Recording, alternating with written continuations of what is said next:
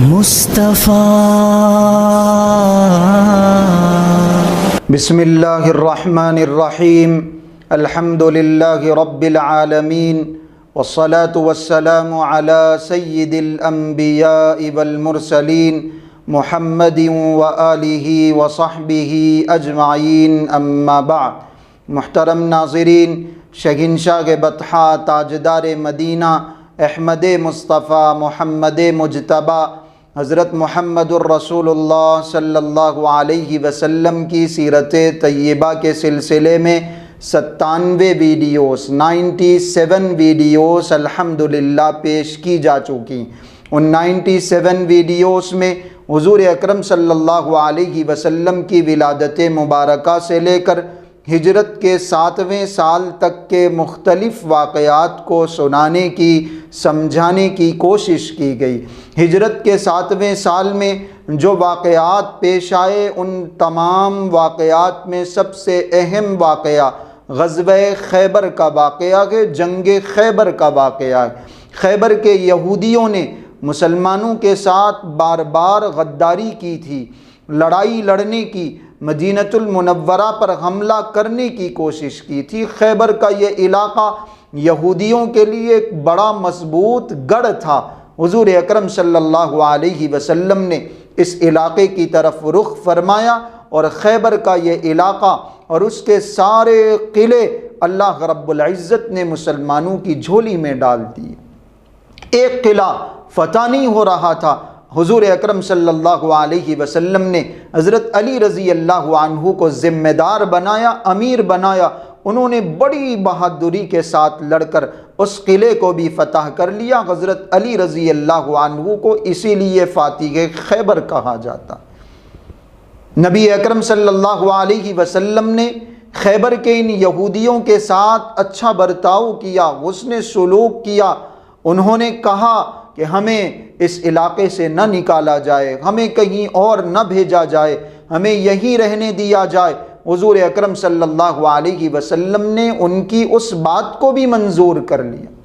لیکن یہ وہ یہودی ہیں جن کو اللہ رب العزت نے المغضوب علیہم کہا ہے، ان کے اوپر اللہ کا غضب ہے، لعنت ہے، یہ اللہ کی رحمت سے قیامت تک کے لیے دور ہیں۔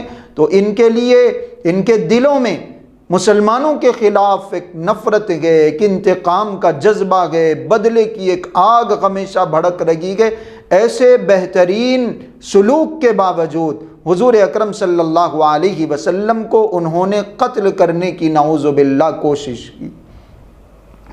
اسی لڑائی میں حضور اکرم صلی اللہ علیہ وسلم کو ایک یہودی عورت نے کھانے میں زہر ملا کر دینے کی کوشش کی۔ زینب نام کی وہ خاتون تھی، سلام ابن مشکم جو یہودیوں کا سردار تھا، اس کی بیوی، اس نے حضور اکرم صلی اللہ علیہ وسلم کو دعوت دی۔ کچھ صحابہ بھی نبی اکرم صلی اللہ علیہ وسلم کے ساتھ اس دعوت میں شریک تھے۔ نبی اکرم صلی اللہ علیہ وسلم نے جیسے ہی ایک لقمہ اٹھایا، حضرت جبریل علیہ السلام تشریف لائے اور فرمایا اللہ کے رسول اس میں زہر ملایا گیا۔ آپ علیہ السلام نے تھوڑا سا لقمہ اپنے منہ میں لے لیا تھا۔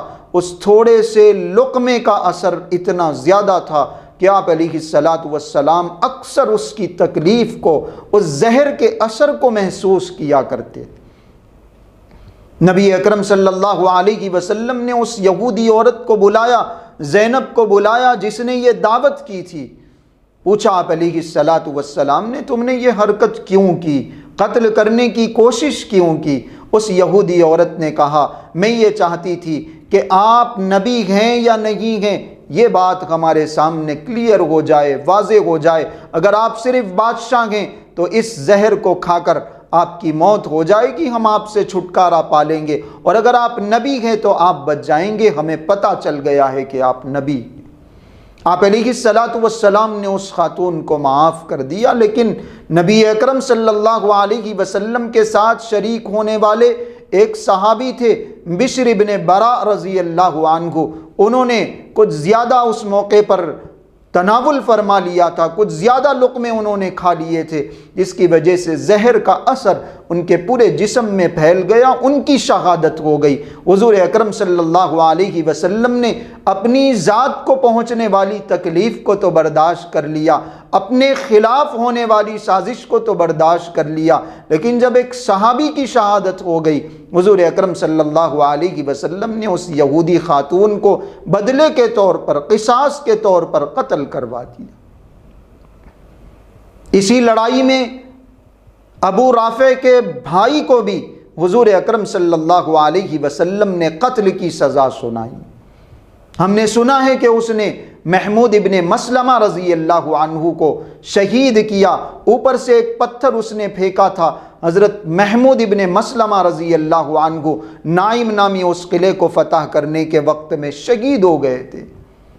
کنانہ ابن ابی الحقیق کو حضور اکرم صلی اللہ علیہ وسلم نے قصاص کے طور پر، بدلے کے طور پر قتل کروا دیا۔ جو یہودیوں کے بڑے بڑے سردار تھے وہ مارے گئے، وہ ہلاک ہو گئے۔ مسلمانوں کے صحابہ کرام رضوان اللہ علیہم اجمعین میں سے صرف 15 صحابہ کرام رضوان اللہ علیہم اجمعین کی 15 مسلمانوں کی شہادت ہوئی، لیکن خیبر کی اس لڑائی میں 90 سے زیادہ یہودی قتل کیے گئے، مارے گئے۔ یہی وہ لڑائی ہے، حضور اکرم صلی اللہ علیہ وسلم خیبر کے علاقے میں مقیم گئے۔ نبی اکرم صلی اللہ علیہ وسلم کے چچا زاد بھائی جعفر ابن ابی طالب حبشہ سے ہجرت کر کے اپنے ساتھیوں کے ساتھ نبی اکرم صلی اللہ علیہ وسلم کے پاس پہنچ گئے۔ حضور اکرم صلی اللہ علیہ وسلم نے خوشی کا اظہار فرمایا، نبی اکرم صلی اللہ علیہ وسلم نے گلے لگا کر ان کا استقبال کیا، اور آپ علیہ السلام نے ارشاد فرمایا، ما ادری بأیہما افرح، مجھے سمجھ میں نہیں آ رہا ہے کہ میں کس بات کی خوشی مناؤں، خیبر کے اس علاقے کے فتح ہونے کی یا اپنے چچا زاد بھائی جعفر ابن ابو طالب کے آنے کی۔ اتنی خوشی آپ علیہ السلام کو تھی۔ حبشہ کی طرف انہوں نے مکۃ المکرمہ میں رہتے ہوئے ہجرت کی تھی۔ ایک لمبے عرصے کے بعد حضرت جعفر ابن ابی طالب اپنے ساتھیوں کے ساتھ خیبر کے اس علاقے میں حضور اکرم صلی اللہ علیہ وسلم کے پاس پہنچ گئے۔ حالانکہ وہ لڑائی میں شریک نہیں تھے، لیکن حضور اکرم صلی اللہ علیہ وسلم نے چونکہ اس سفر میں آ کے مسلمانوں کے ساتھ مل گئے تھے، خیبر کے مال غنیمت میں حضرت جعفر رضی اللہ عنہ کو اور ان کے ساتھیوں کو بھی حصہ عطا فرمائے۔ نبی اکرم صلی اللہ علیہ وسلم نے وہاں آس پاس جو دوسرے اور بھی یہودیوں کے قبیلے تھے، قلعے تھے، ان کو بھی دین کی دعوت دی، ان کے پاس بھی پیغام پہنچایا۔ ایک علاقہ تھا وادی قرا، آپ علیہ السلام کا لڑنے کا کوئی ارادہ نہیں تھا۔ نبی اکرم صلی اللہ علیہ وسلم واپس ہو رہے تھے، ان وادی قرا میں رہنے والے دوسرے یہودیوں نے نبی اکرم صلی اللہ علیہ وسلم کے اس لشکر پر، مسلمانوں پر تیر برسانا شروع کر دیا۔ آپ علیہ السلام نے دین کی دعوت دی، دین کا پیغام پہنچایا۔ ایک دن گزر گیا، 2 دن گزر گئے، یہ لوگ لڑنے پر آمادہ تھے، لیکن حضور اکرم صلی اللہ علیہ وسلم کی ترکیبیں کام آئی، اللہ کی مدد اور نصرت کام آئی، اور ان لوگوں نے ہتھیار ڈال دیے، اور جن شرطوں پر خیبر کے یہودیوں نے مسلمانوں سے صلح کر لی تھی، بات مان لی تھی، حضور اکرم صلی اللہ علیہ وسلم کی اتباع کر لی تھی، انہی شرطوں پر یہ وادی قرا کے رہنے والے لوگوں نے بھی نبی اکرم صلی اللہ علیہ وسلم کے سامنے ہتھیار ڈال دیے۔ تیمہ کا ایک اور علاقہ تھا، قبیلہ تھا، ایک اور قلعہ تھا۔ جب ان لوگوں کو اطلاع ملی کہ وادی قرا کے رہنے والے یہودی اور وہاں کے بہادر بھی شکست کھا گئے ہیں، ہار مان گئے ہیں، اور وہ لڑ نہیں سکے مسلمانوں سے، انہوں نے بھی صلح کر لینا مناسب سمجھا، ہتھیار ڈال دینا مناسب سمجھا۔ تیمہ کے علاقے کے لوگوں نے بھی، ان یہودیوں نے بھی آپ علیہ السلام سے صلح کر لی، انہی شرطوں پر کہ ہم یہاں غلہ اگائیں گے، ہم اناج اگائیں گے، اور سال کے ختم ہونے پر آپ کو پہنچا دیا جائے۔ اسی غزوہ خیبر میں فدق کا وہ علاقہ بھی فتح ہوا جس میں بہت سارا مال غنیمت حضور اکرم صلی اللہ علیہ وسلم کو اللہ رب العزت نے بطور خاص عطا فرمایا۔ فدق میں بھی بہت سارے یہودی تھے، بڑے بڑے قبیلے آباد تھے، انہوں نے بھی نبی اکرم صلی اللہ علیہ وسلم سے صلح کر لی۔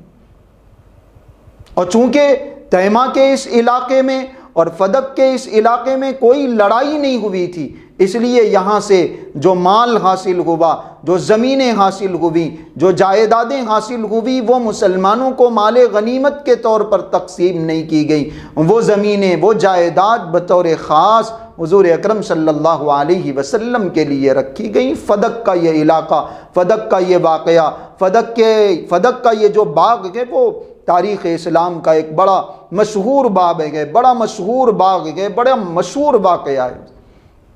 مختلف علاقے حضور اکرم صلی اللہ علیہ وسلم نے فتح فرمائے۔ اسی لڑائی میں نبی اکرم صلی اللہ علیہ وسلم نے اسی جنگ میں، اسی سفر میں حضرت صفیہ رضی اللہ عنہا سے بھی نکاح فرمایا۔ حیی ابن اخطب کی وہ بیٹی تھی، حیی ابن اخطب کو قتل کر دیا گیا۔ اور جب خیبر کا علاقہ فتح ہوا تھا، کچھ لوگ قیدی بن کر مسلمانوں کے حصے میں آئے تھے، کچھ خواتین بھی مسلمانوں کے حصے میں آئی تھی۔ حضرت دحیہ کلبی رضی اللہ عنہ نبی اکرم صلی اللہ علیہ وسلم کے پاس پہنچے اور انہوں نے عرض کیا، اللہ کے رسول ایک کنیز، ایک باندی میرے حوالے کر دیجئے۔ وہ گئے اور انہوں نے حضرت صفیہ کو اپنے حصے میں لے لیا۔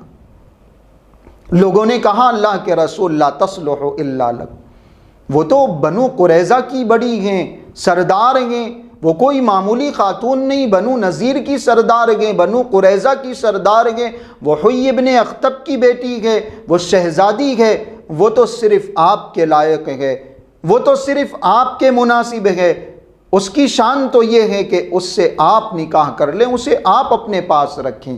نبی اکرم صلی اللہ علیہ وسلم نے حضرت دحیہ کلبی سے فرمایا، تم کسی اور خاتون کو اپنی کنیز بنا لو، اپنی باندی بنا لو۔ حضور اکرم صلی اللہ علیہ وسلم نے حضرت صفیہ کو اپنے پاس بلایا، انہیں آزاد کیا اور حضرت صفیہ رضی اللہ عنہا سے نکاح فرمایا۔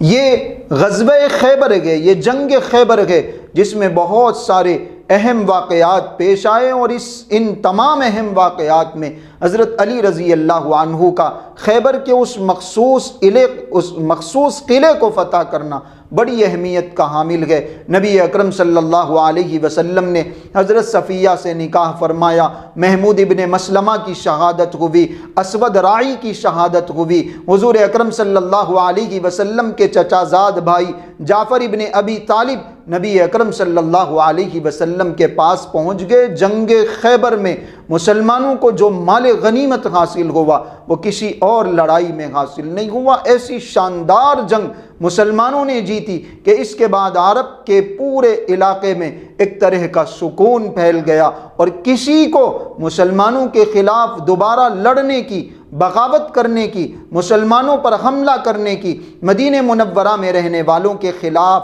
مسلمانوں کے خلاف، صحابہ کے خلاف، حضور اکرم صلی اللہ علیہ وسلم کے خلاف کوئی سازش کرنے کی آگے کوئی ہمت نہیں۔ لوگوں نے دیکھ لیا تھا کہ یہ جو یہودی ہیں یہ بڑے بہادر تھے، ان کے قلعے بڑے مضبوط اور شاندار تھے، لیکن مسلمانوں نے ان کی سازشوں کو مٹا دیا، ان قلعوں کو اپنے قبضے میں لے لیا۔ وہ یہودی ہار گئے تو پھر اب کون ان سے لڑائی لڑ سکتا ہے؟ بہت سارے قبیلے آہستہ آہستہ مسلمان ہونے لگے، اسلام قبول کرنے لگے۔ جنگ خیبر، غزوہ خیبر وہ لڑائی ہے جو ایک مسلمانوں کا گویا عروج کا ایک دور ہے، ترقی کا ایک دور ہے، اور آگے چل کے پھر 8 ہجری میں اللہ رب العزت نے مکۃ المکرمہ بھی مسلمانوں کے حصے میں عطا فرما دیا۔ وہ مکۃ المکرمہ بھی فتح ہو گیا ہجرت کے اس 6 سال میں۔ اس 7ویں سال میں جو اور بھی کچھ اہم واقعات پیش آئے وہ آگے کی ویڈیوز میں آپ کو سنائے جائیں گے۔ آج کے لیے اتنا کافی ہے۔ السلام علیکم ورحمۃ اللہ وبرکاتہ۔